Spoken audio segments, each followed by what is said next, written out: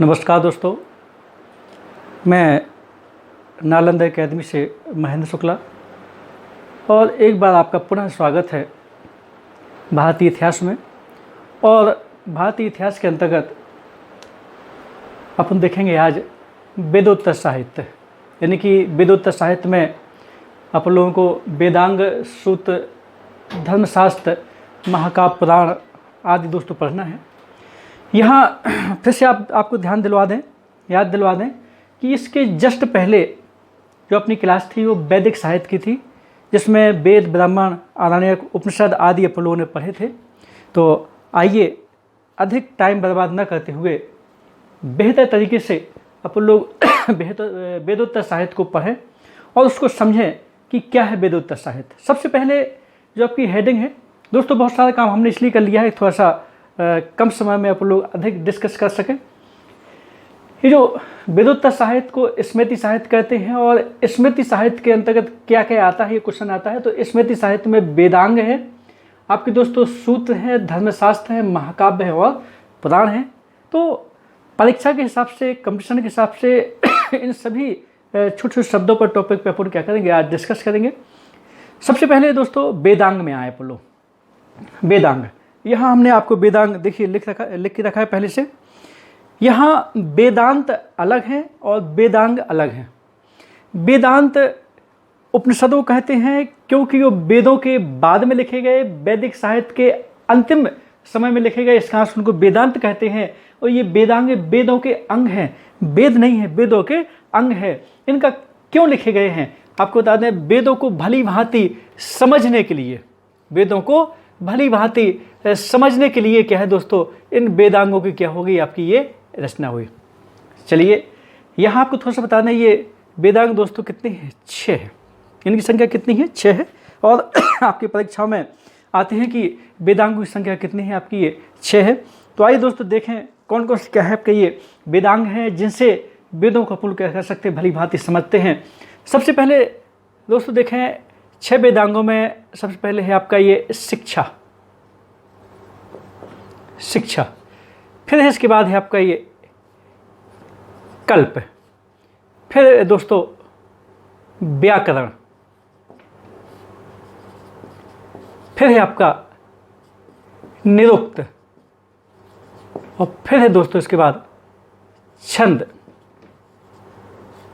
फिर है ज्योतिष। ये आपके दोस्तों 6 वेदांग हो गए। शिक्षा, कल्प, व्याकरण, निरुक्त, छंद, ज्योतिष। ये क्वेश्चन आता है दोस्तों कि ये वेदों की आँख किसे कहते हैं, वेदों की नाक किसे कहते हैं, वेदों का मुंह किसे कहा जाता है। इस प्रकार से क्वेश्चन आपके आते हैं, जोड़ी मिलाने के लिए आते हैं, कभी कभी सिंगल रूप से भी क्या आपके आ जाते हैं। तो यहाँ आपको थोड़ा सा बता दें, ये जो शिक्षा है इसे दोस्तों वेदों की नाक कहते हैं, क्योंकि शिक्षित होने से व्यक्ति क्या हो जाए, इज्जत बढ़ती है, नाक ऊंची होती है। इस प्रकार से अपन क्या कर सकते हैं, समझ सकते हैं। यहाँ आपको बता दें ये कल्प का मतलब होता है करना, और बाद में एक ग्रंथ है कल्पसूत्र, उसको आपको बाद में चर्चा करेंगे विस्तृत से। तो यहाँ ये वेदों के क्या है दोस्तों, ये हाथ है, ये कर्मकांड प्रधान है।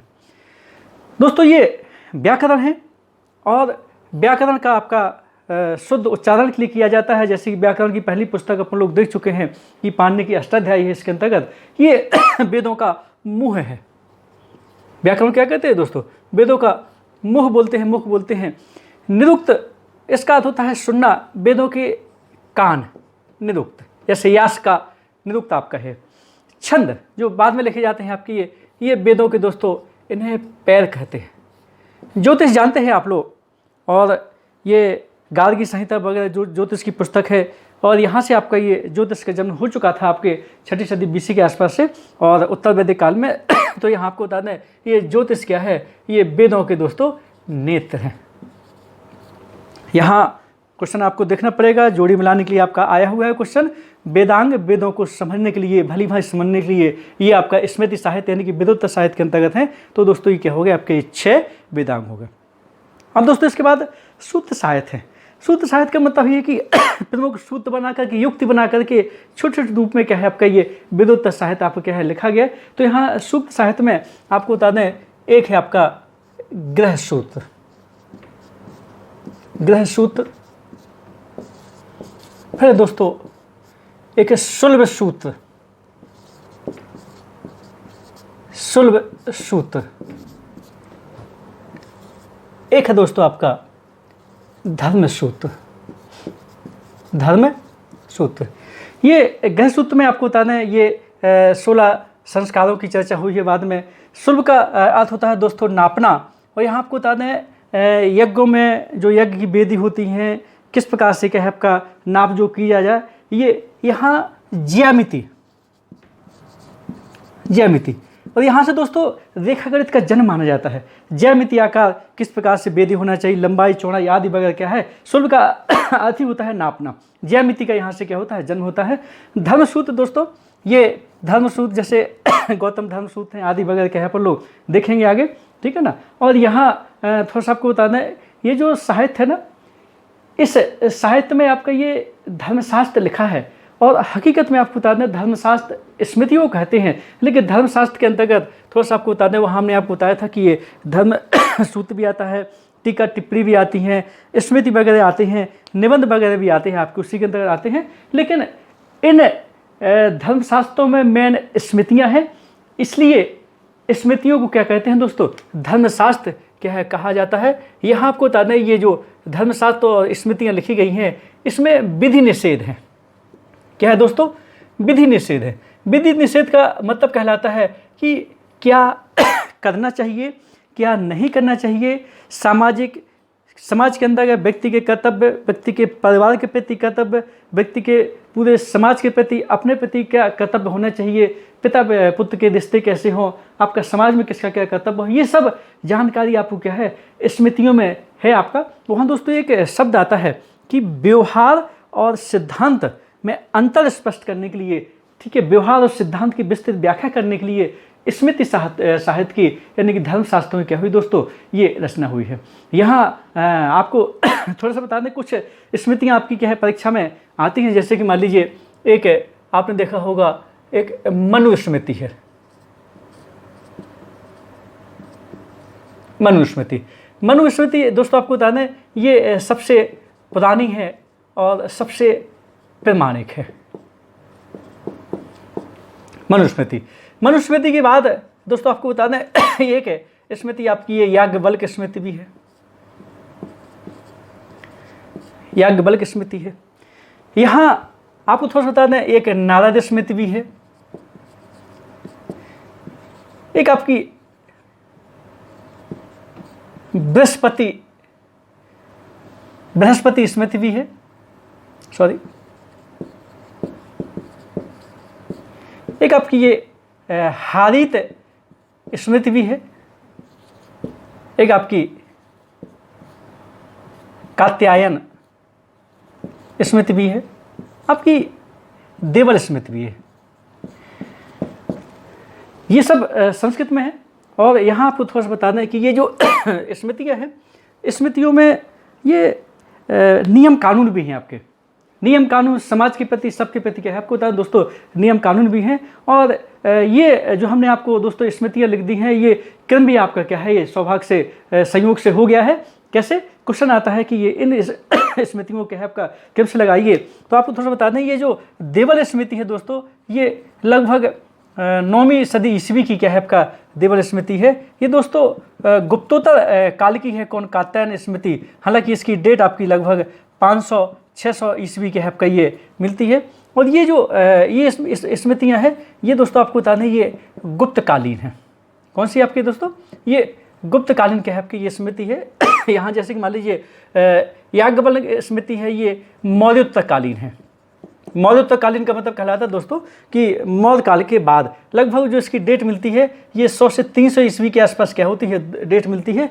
हाँ, अगर किसी स्मृति की डेट सबसे ज़्यादा आती है तिथि तो दोस्तों मनुस्मृति की आती है, ये 200 BC, ध्यान करना बिफोर क्राइस्ट है, 200 BC से 200 ईस्वी के बीच दोस्तों क्या है इसकी डेटिंग है मनुस्मृति की। ये शुंगकालीन है, आपको बता दें ये क्या है दोस्तों, शुंगकालीन है आपकी ये मनुस्मृति है। इसके जस्ट बाद याज्ञवल्क्य स्मृति है, इसके ठीक बाद आपका ये 400 ईस्वी के बीच आपकी क्या है नारद स्मृति है। फिर आपका 300 से ये स्मृतियाँ क्या है दोस्तों ये चलती हैं। यहाँ थोड़ा सा आपको एक चीज़ और बता दिया जाए, ये स्मृतियों में सामाजिक धार्मिक व्यवस्था है, लेकिन कुछ स्मृतियों में क्या है आर्थिक व्यवस्था भी है। जैसे कि दोस्तों आपको बता दें, ये जो कात्यायन स्मृति है, कात्यायन स्मृति में ये भूमि पर राजा का जो मालिकाना हक है ये आपका बताया गया है। चलो ठीक है, ये हो गया।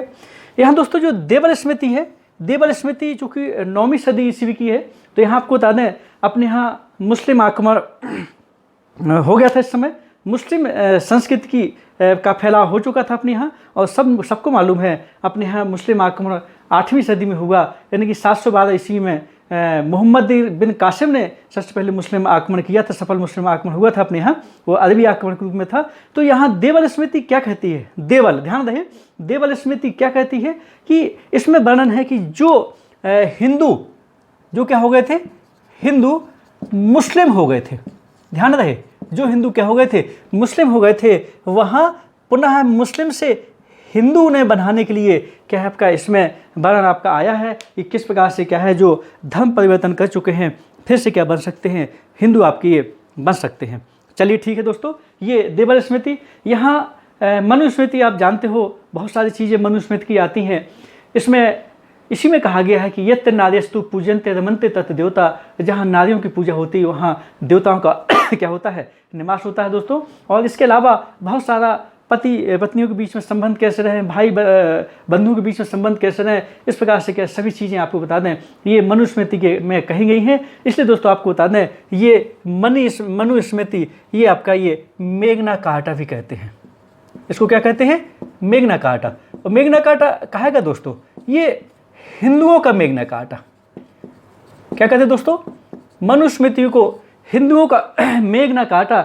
मेघना कार्टा आपको महाधिकार पत्र कहते हैं इसको हिंदी में, ये इंग्लिश वर्ड है मेघना कार्टा। ये मेघना कार्टा शब्द की शुरुआत आपकी इंग्लैंड से हुई थी। कभी टाइम मिलेगा तो दोस्तों आपको मेघना कार्टा के बारे में आपको बताएंगे। कुछ प्रमुख मेघना कार्टा है, बढ़िया विस्तृत रूप से जानकारी लेंगे, उसके लिए अलग से क्लास लगेगी, बाद में देखा जाएगा। ये मनुस्मृति को हिंदू कानून का मेघना कार्टा भी क्या है आपको दोस्तों कहा जाता है। इस प्रकार से क्या है इन स्मृतियों में विधि निषेध है, सामाजिक व्यवस्था बनाए रखने के लिए क्या है इसमें बहुत सारे क्या है नियम कानून आपके दिए गए हैं। दोस्तों यहाँ आपको बता दें ये जो स्मृतियाँ हैं, इन स्मृतियों की कुछ टीकाकार भी हैं। टीकाकार का मतलब कहलाता है कि इन स्मृतियों को किसी न किसी व्यक्ति ने क्या है टीका टिप्पणी आपके किया है कि जैसे कि मान लीजिए इनके बारे में लिखा है। जैसे कि आपको यहाँ थोड़ा सा बता दें कि मनुस्मृति के जो टीकाकार है वो जैसे मेघातिथि है, टीकाकार, यहाँ मेघातिथि हैं, मेन है ये। मेघातिथि के अलावा आपको बता दें कुल्लूक भट्ट हैं, ये सब मनुस्मृति के टीकाकार हैं। लेकिन मेन आपकी मेघातिथि हैं। जैसे कि याज्ञवल्क्य स्मृति के जो टीकाकार हैं दोस्तों ये विज्ञानेश्वर हैं, विश्वरूप है, अपरार्क हैं, और भी आपके हैं, इन्होंने टीका टिप्पणी की है। और मेघातिथि आपके प्रमुख टीकाकार हैं। और आपको बता दें विज्ञानेश्वर की दोस्तों एक किताब है और उस पुस्तक का नाम है मिताक्षरा। मिताक्षरा पुस्तक है, ये मनुस्मृति के ऊपर एक टीका है। इस मिताक्षरा को हिंदू कानून का विश्व कोश भी क्या है आपका इंसाइक्लोपीडिया भी क्या है दोस्तों ये कहा जाता है, किसके, मिताक्षरा को। ठीक है ना। यहाँ आपको बता दें ये जीमूत वाहन का एक दाय भाग है। हालांकि ये विज्ञानेश्वर आपको बता दें ये 12वीं सदी में हुए हैं। यहाँ आपको बता दें ये कल्याणी के चालुक्य वंश में विक्रमादित्य छठवें हुए हैं, षष्ठ, उनके दरबार में विज्ञानेश्वर रहते थे और उनके दरबार में बैठ कर के इन्होंने क्या किया, ये मिताक्षरा पुस्तक क्या है लिखी है। इसमें क्या कहते हैं कि जो संतान है जन्म लेते ही पिता की संपत्ति में वो अधिकारी हो जाते हैं, ये मिताक्षरा में विज्ञानेश्वर ने कहा है। और 12वीं सदी में दोस्तों एक किताब और है, वो है आपकी किताब को यहाँ लिख देते हैं हम, दाय भाग है, दाय भाग, ये दोस्तों जीमूत वाहन की है। ये भी 12वीं सदी की दोस्तों किताब है। और ये इस किताब में कहा जाता है कि पिता की जब तक पिता जीवित है तब तक उसकी संतान का उसकी संपत्ति पर अधिकार नहीं होगा। पिता की मृत्यु के बाद ही उसकी संपत्ति, चल अचल कोई भी संपत्ति हो, उसके बाद ही पुत्रों का अधिकार होगा। इस प्रकार से दाय भाग में जीमूतवार ने कहा है। ये टीकाकार है। ये क्या है दोस्तों? ये टीकाकार है और निबंधकार भी आपको है। तो इस प्रकार से क्या है, ये आपके धर्मशास्त्र के बारे में चर्चा हो गई। अब दोस्तों इसके बाद आते हैं अपन लोग महाकाव्य और पुराणों की ओर। हमारे ख्याल से दोस्तों ये 2 टॉपिक अपने हो चुके हैं, सॉरी 3 टॉपिक हो गए हैं। आशा ही नहीं, पूरा विश्वास है ये टॉपिक आपको समझ में आए होंगे। थोड़ा सा जूझिए, समझिए, मन लगा के पढ़िए, मन डाल के पढ़िए। बार बार कहते हैं दोस्तों कि थोड़ा सा हमसे जुड़िए, इतिहास से जुड़िए। और जब तक आप हमसे इतिहास से नहीं जुड़ेंगे तब तक दोस्तों ये चीज़ें दिमाग में आपके नहीं बैठेंगी। बताने की ज़रूरत नहीं है, आप लोग स्वयं समझदार हैं। और जो तैयारी कर रहे हैं उनको तो बड़ा सिंसियर हो जाना चाहिए, क्योंकि इतिहास विषय इंटरेस्टिंग भी है और मन लगा के पढ़े तो इससे अच्छा कोई विषय नहीं है आपका। चलिए दोस्तों, टाइम बर्बाद न करते हुए आप लोग आ जाएँ जल्दी से महाकाव्य। यहाँ प्राचीन भारत में संस्कृत में 2 प्रमुख महाकाव्य दोस्तों कहे जाते हैं। और ये जो महाकाव्य हैं आपके, ये रामायण और महाभारत है। रामायण और महाभारत है। रामायण और महाभारत। यहाँ दोस्तों आपको बता दें, जो महाभारत है, ठीक है, इसके जो रचयिता हैं ये वेद व्यास हैं। वेद व्यास को जानते हैं आप लोग। यहाँ कृष्ण द्वैपायन भी इनको कहा गया है दोस्तों, पिछली क्लास में चर्चा हो चुकी है। इनको वादरायण भी कहा गया है। क्या कहा गया है? वादरायण भी कहा गया है। किसको? वेद व्यास को। देखिए, जम्बूद्वीप में रहने के कारण कृष्ण द्वैपायन वेदों का इन्होंने संकलन किया, विन्यास किया, अलग अलग किया, सिस्टम में वेदों को जमाया, तो वेद व्यास। और बद्रीनाथ में रहते थे। बद्रीनाथ में रहने के कारण इन्हें क्या कहा गया है? ये वादरायण कहा गया है। दोस्तों रामायण के रचयिता हैं वो बताने की जरूरत नहीं है, आदि कवि वाल्मीकि। चलिए दोस्तों, यहाँ आपको बता दें, रामायण को आदि काव्य भी कहते हैं। क्या कहते हैं दोस्तों? एक नाम इसका क्या है? आदि काव्य है। परीक्षा में आता है कि आदि काव्य किसको कहते हैं, तो वहाँ छांटेंगे रामायण को। यहाँ महाभारत को आपको बता दें सत सहस्र संहिता भी कहते हैं। सत सहस्र संहिता। दोस्तों सत सहस्र संहिता इसलिए कहते हैं क्योंकि इसमें 100,000 श्लोक हैं। चलिए दोस्तों, थोड़ा सा पिछली क्लास में आपको बता दें, हम जब वेदों में 8 मंडल और 1028 सूक्त बता रहे थे आपको, तो हाँ दोस्तों हमने लिखा तो 1028 सही था, लेकिन 128 हम वहाँ भूलवश आपका बोल गए थे। चलिए वापस आए यहाँ पर। महाभारत को सत सहस्र संहिता भी कहते हैं। इसे दोस्तों पंचम वेद भी कहते हैं। पंचम वेद भी कहा गया है। इसका एक नाम इतिहास पुराण भी है। इसका एक नाम क्या है दोस्तों? इतिहास पुराण भी है। तो ये इसके कई नाम हैं, स्वाभाविक है, संस्कृत में है। और यहाँ आपको थोड़ा सा बता दें, ये जो मूल रूप से जो वाल्मीकि ने जो रामायण लिखी थी दोस्तों, इस वाल्मीकि रामायण में मूल रूप से 6,000 श्लोक थे। पहले कितने थे दोस्तों? 6,000 श्लोक थे। बाद में कितने हो गए? इसमें 24,000 श्लोक हो गए। और जब दोस्तों इसमें 24,000 श्लोक हो गए तो इसे कहते हैं चतुर्विंशति संहिता। चतुर्विंशति संहिता। क्वेश्चन आता है कि चतुर्विंशति संहिता किसे कहते हैं? रामायण कहा गया है। चलिए दोस्तों, यहाँ महाभारत में आएंगे अपन लोग। महाभारत में आपको बता दें पहले 8800 श्लोक थे। कितने थे दोस्तों? 8800 पहले श्लोक थे। तो इसे जय संहिता कहते थे। उसका नाम क्या था दोस्तों उस समय? जय संहिता कहते थे। फिर दोस्तों इसमें 12,000 श्लोक आ गए।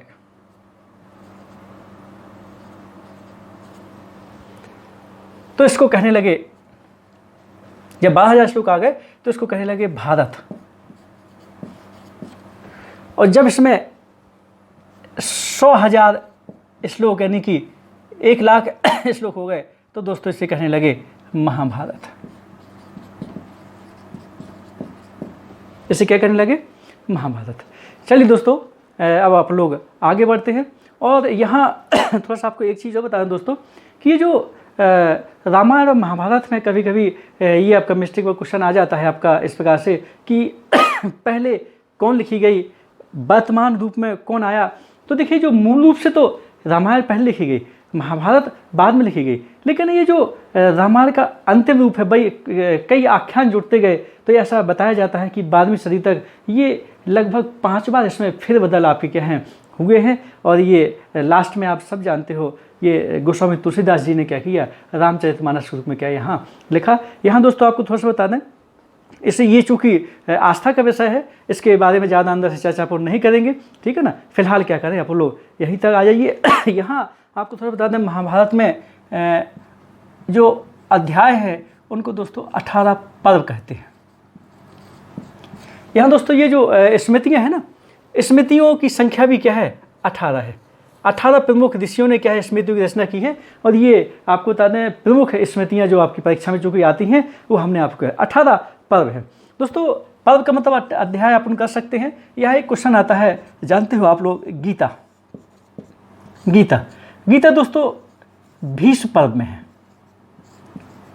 गीता का वर्ण किस में है, 20 पर्व में है, जो कि 6वां पर्व है। और यहाँ इसका जो सबसे बड़ा पर्व है वो दोस्तों क्या है, ये शांति पर्व है। और यहाँ आपको बताना ये मध्यकाल में अकबर के समय बदायूं ने क्या किया था, रजमनामा के नाम से क्या हो गया था आपका महाभारत का क्या हुआ था, फारसी में अनुवाद भी हुआ था। और भारत के बाहर अगर रामायण का कहीं अनुवाद हुआ आपका तो वो सबसे पहले क्या हुआ था आपके ये चीन में हुआ था। यहाँ थोड़ा सा आपको बताना एक तमिल रामायण की रचना हुई है, तमिल रामायण। और ये तमिल रामायण की रचना दोस्तों जो की थी वो कवि कंबन ने की थी। किसने की थी, कवि कंबन ने क्या है आपके दोस्तों तमिल रामायण की क्या है आपकी रचना की थी। चलिए दोस्तों ये हो गया। इसके बाद फिर आ जाए आप लोग, एक भुसुंडी रामायण भी है।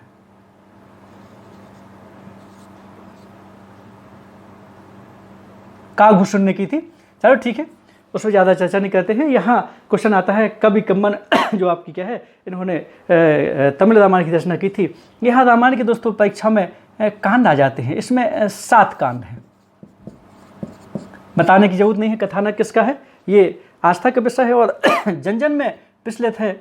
चलिए ये जो कांड आपके आते हैं और देखिए प्रत्यपुरुष सब है, ये बहुत आपका सरल क्वेश्चन है, लेकिन कभी कभी कंफ्यूज में क्या हो जाता है दोस्तों, ये गलत हो जाता है कि पहले क्या है दोस्तों ये बाल कांड है, फिर आपका क्या है ये अयोध्या कांड आता है, अयोध्या कांड के बाद फिर दोस्तों ये अरण्य कांड आता है, अरण्य कांड के बाद फिर ये किष्किंधा कांड आता है, किष्किंधा कांड के बाद फिर ये 5वें नंबर आपको दोस्तों सुंदर कांड आता है, फिर सुंदर कांड के बाद आपका ये लंका कांड है 6वें नंबर पर, या इसे युद्ध कांड भी दोस्तों क्या है कहते हैं, फिर उसको बोलते हैं उत्तर, लास्ट में है उत्तर कांड। तो आपका ये रामायण के क्या है दोस्तों 7 कांड हैं कि कौन कौन से क्या है आपका ये क्रम भी कभी कभी आपका क्या है आता है। तो दोस्तों आपका क्या है ये महाकाव्य में ये नॉर्मली जानकारी है किसकी, आदि काव्य यानी कि क्या है रामायण की, किसने लिखी और आपका क्या है इसका नाम क्या है, इस प्रकार से अपन लोग क्या करना दोस्तों ये थोड़ा सा ये देखना है। चलिए इसके बाद आप लोग महाभारत आपका ये हो गया, ये गीता कभी कभी आता है, ये भीष्म पर्व का क्या है आपका ये भाग है, और ये शांति पर्व क्या है दोस्तों ये इसका ये सबसे बड़ा क्या है आपका ये पाठ है, ये सॉरी पर्व है। अब इसके बाद आते हैं अपन लोग पुराणों में। यहाँ दोस्तों पहले से हमने थोड़ा सा समय बचाने के लिए क्या है लिख के रखा है कि जो पुराण है, पुराण का जो दोस्तों अर्थ होता है ये है प्राचीन। प्राचीन दोस्तों जो संख्या है पुराणों की कितनी है 18 है, जानते हो नॉर्मली है। पुराणों के जो रचयिता है ये ऋषि लोमहर्ष हैं। कौन है दोस्तों, ऋषि लोमहर्ष हैं, और इनके पुत्र है उनका नाम था उग्रश्रवा, उग्रश्रवा, ऋषि लोमहर्ष और उनके पुत्र उग्रश्रवा क्या है आपके ये पुराणों के रचयिता हैं। अब यहाँ आपको बता दें ये जो पुराणों की शैली है ये भविष्यत शैली है। भविष्यत शैली का मतलब कहलाता है दोस्तों कि ऐसा होगा, इस वंश के बाद ये राजा शासन करेगा, भले ही आपका ये पहले लिख दिया गया हो लेकिन बात पिछली इनने कही है कि ऐसा होगा ऐसा होगा, तो ये क्या है, भविष्य शैली में क्या है आपका ये लिखे गए। ऐतिहासिक महत्व क्या है आपको बता दें, जो ऐसे ऐतिहासिक महत्व यही है कि ऐतिहासिक कथाओं का, ध्यान रहे शब्दों पर ध्यान देना आप लोग, ऐतिहासिक कथाओं का सबसे क्रमबद्ध ज्ञान, ऐतिहासिक घटनाओं नहीं, ऐतिहासिक कथाओं का सबसे क्रमबद्ध अगर वर्णन है तो वो है दोस्तों किसमें है, ये पुराणों में है। और आपको थोड़ा बता दें, 6ठी सदी BC के पहले का इतिहास जानने के लिए अपना इतिहास पुराणों के ऊपर क्या है दोस्तों निर्भर है। 6ठी सदी BC के पहले का पूरा इतिहास का मेन जो सोर्स है वो आपका क्या है दोस्तों, एकमात्र आपके पुराण ही हैं। ये इसका आपका क्या है, ऐतिहासिक है आपका ये महत्व है। यहाँ दोस्तों आपको बता दें, ये पुराणों के जो विषय है वो आपके 5 विषय हैं। ये जो विषय है आपका ये लिख देते हैं, ये दोस्तों 5 विषय हैं, यहाँ आते हैं।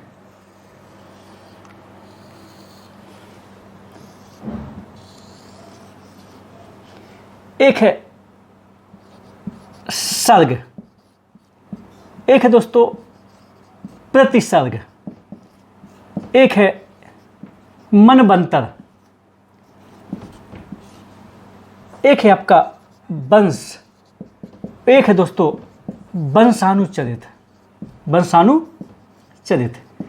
इसमें जो 5वां है आपको बता दें, ये अमर सिंह की अमरकोश किताब है, उसमें आपका ये दिया गया है, ठीक है ना। ये सर्ग सृष्टि आपका पहला के बाद पुनः आपका क्या है सृष्टि का गठन हुआ, फिर मनवंतर का मतलब कहलाता है अनेक मनु, और वंश का मतलब कहलाता है आपका ये वंशावली, ठीक है ना। और वंशानुचरित का मतलब कहलाता है ये जो राजवंश है ना,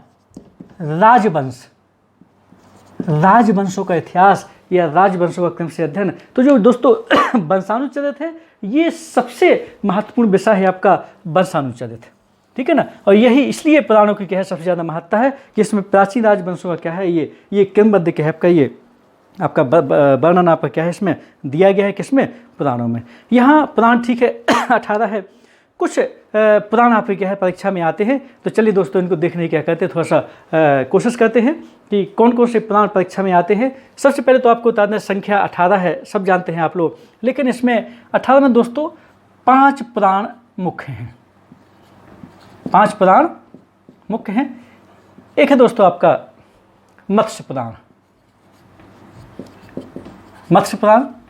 फिर है आपका विष्णु पुराण, आपका एक वायु पुराण भी है, एक आपका भागवत पुराण भी है, और फिर आपका ब्राह्मण पुराण भी है।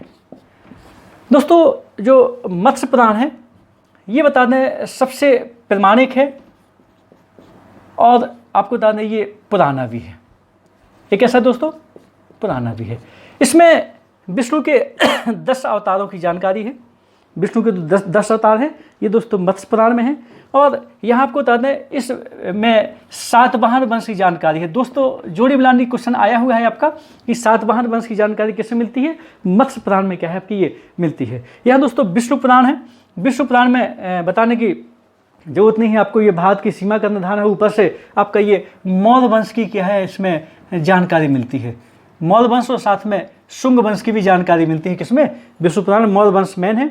वायु पुराण में आपको बता दें ये गुप्त वंश की दोस्तों क्या मिलती है, जानकारी मिलती है, किसमें, वायु पुराण में। ये आते हैं कौन से पुराण में किस वंश की क्या मिलती है, जानकारी मिलती है। ये 5 पुराण, मतलब ये 18 पुराणों में 5 पुराण दोस्तों सबसे महत्वपूर्ण है, क्योंकि इसी में वंशानुचरित, प्राचीन राजवंशों का वंशानुचरित क्रम से आपका क्या है दोस्तों ये दिया गया है इन 5 पुराणों में। ये 5 विषय में सबसे 5वां विषय 5वें नंबर का इन्हीं पुराणों में क्या है आपका ये मुख्य रूप से मिलता है, इसलिए ये पुराण सबसे महत्वपूर्ण है। और इन 5 में मत्स्य पुराण, शस्य पुराण और सबसे क्या है दोस्तों ये प्रामाणिक है।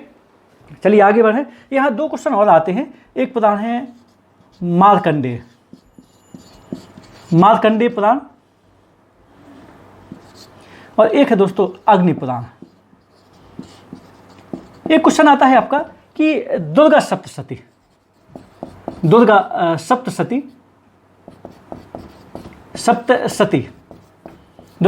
जानते हो आप लोग, दुर्गा जी की उपासना का है। तो बोले दुर्गा उपासना, ध्यान रहे क्वेश्चन आया है आपका ये कि दुर्गा उपासना का वर्णन किसमें है, तो बोले मार्कंडेय पुराण में है आपका। ये गणेश जी हैं, जानते हो आप लोग, अग्नि पुराण में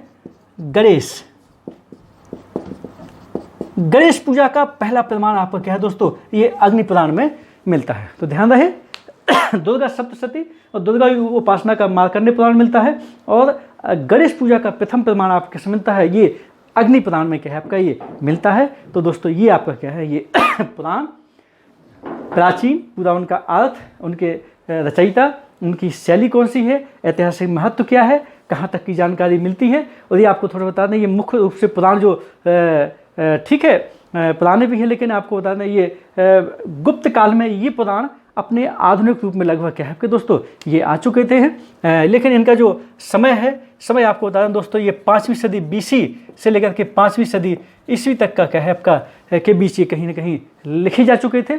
और लेकिन इनका जो वर्णन है गुप्त काल तक ही रहता है। लेकिन अगर आ जाए कि मेन 6ठी सदी BC के पहले का इतिहास किससे मिलता है, सिर्फ किससे मिलता है, तो क्या करें दोस्तों, पुराणों से क्या है आपका ये मिलता है। प्राचीन कथाओं का सबसे क्रमबद्ध ज्ञान अध्ययन जो है वो पुराणों से मिलता है। दोस्तों ये एक विद्वान है पार्टरिजर महोदय। कौन है? पार्टरिजर महोदय। इन्होंने सबसे पहले पुराणों की जो महत्ता है ना, ऐतिहासिक महत्व, सबसे पहले पार्टरिजर महोदय ने बताया। दोस्तों क्वेश्चन आ चुका है सिविल SSC वगैरह में, ठीक है ना। इसके अलावा अभी आपको नई किताबों में मिलेगा, एक है रोमिला थापर, अभी के इतिहासकार हैं रोमिला थापर, इनकी किताब भी आप प्राचीन भारत की पढ़ते हैं, रोमिला थापर। क्वेश्चन ये है, सबसे पहले पुराणों का ऐतिहासिक महत्व किसने बताया, इंगित किसने किया, पार्टरिजर महोदय ने। और वर्तमान में समय में पुराणों का ऐतिहासिक महत्व किसने बताया है अभी फिलहाल, तो क्या है आपका सबसे ज़्यादा खोजबीन की है, कौन है, रोमिला थापर हैं दोस्तों। फिर सुनिए, रोमिला थापर। तो चलिए दोस्तों, ये आपका आज का टॉपिक जो था ये वेदोत्तर आपका ब्राह्मण साहित्य, यानी कि आपका वेदोत्तर ब्राह्मण साहित्य, इसमें स्मृति साहित्य, और आप लोगों ने पढ़ा वेदांग पढ़ा, सूत्र साहित्य पढ़ा, धर्मशास्त्र पढ़ा, महाकाव्य पढ़ा, और वास्तव में बाद में दोस्तों क्या है पुराण पढ़े। तो आशा ही नहीं, पूरा विश्वास है कि हमारा आज का जो आपका लेक्चर आपको पसंद आया होगा।